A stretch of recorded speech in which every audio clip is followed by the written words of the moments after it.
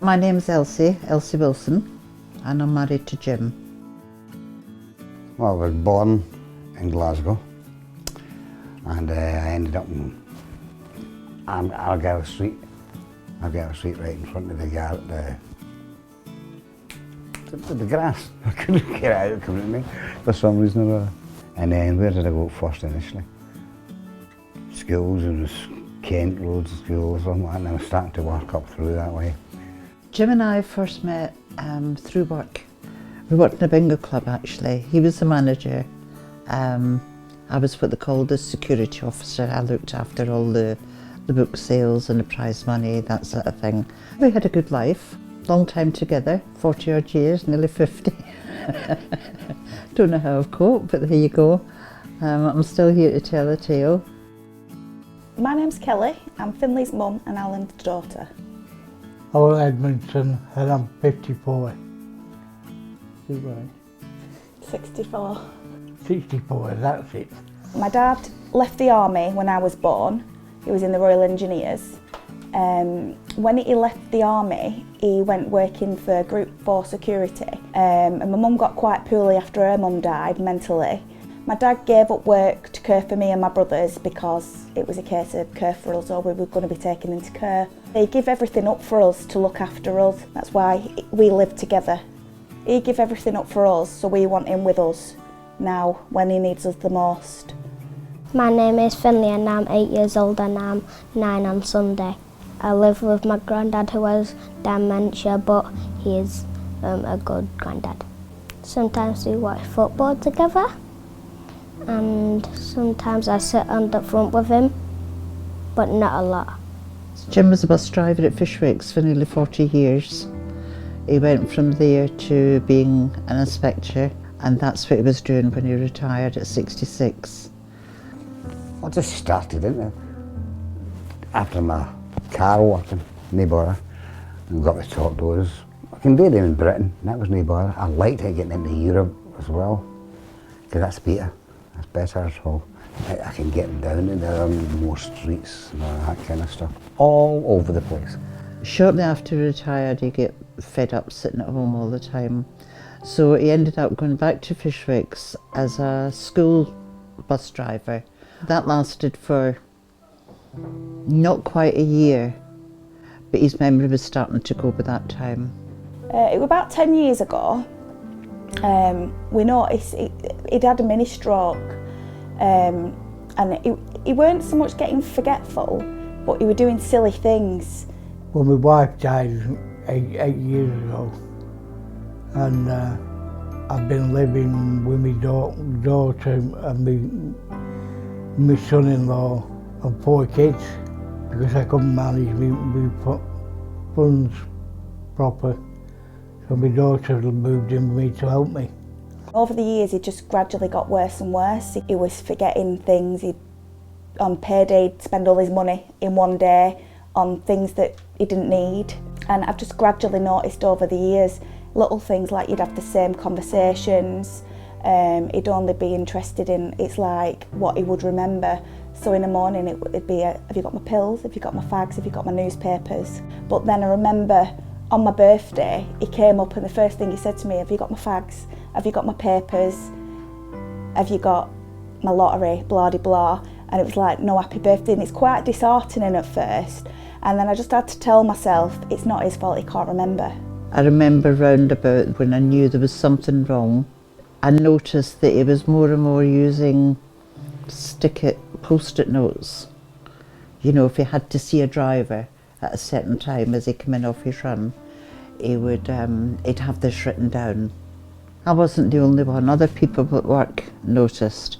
A lot of men working together, they're of each other, there's a lot of banter going on.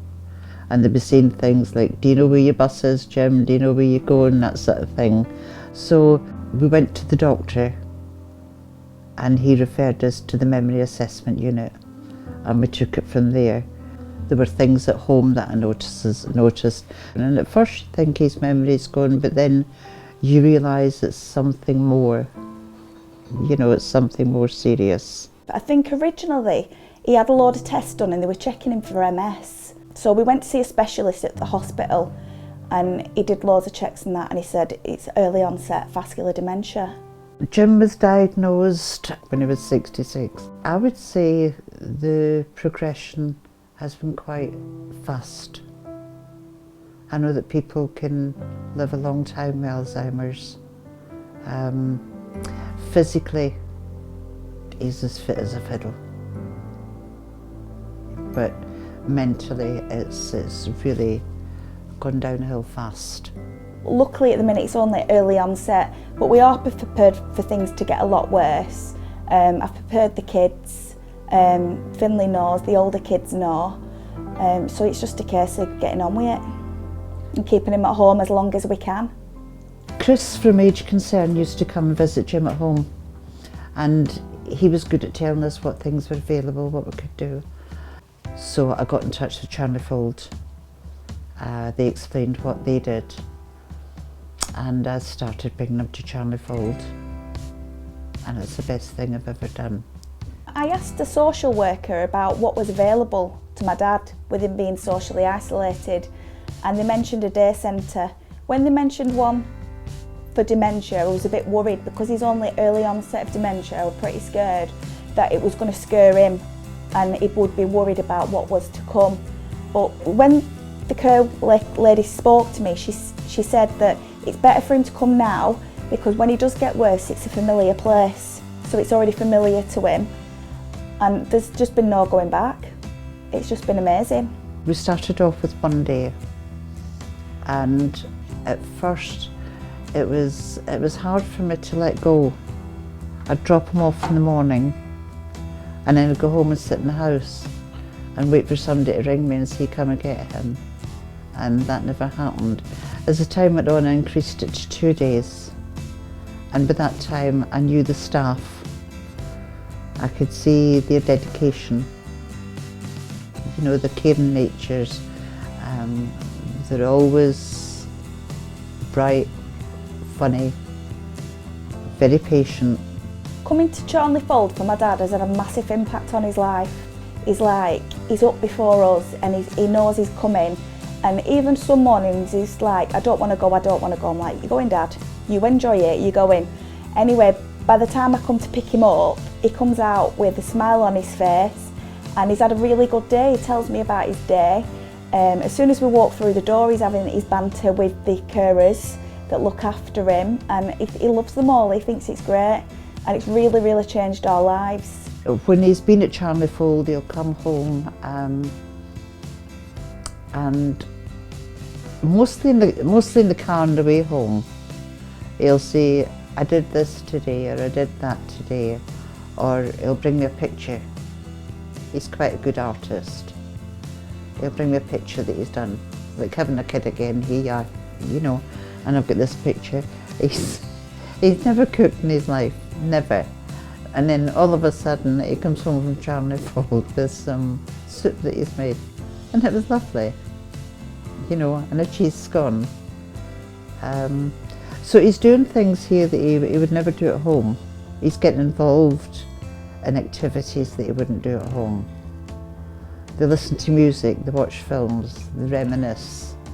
I think that's the big thing, being able to sit at a table and reminisce and talk to other people and tell them what your life was like, that sort of thing. That's important to them.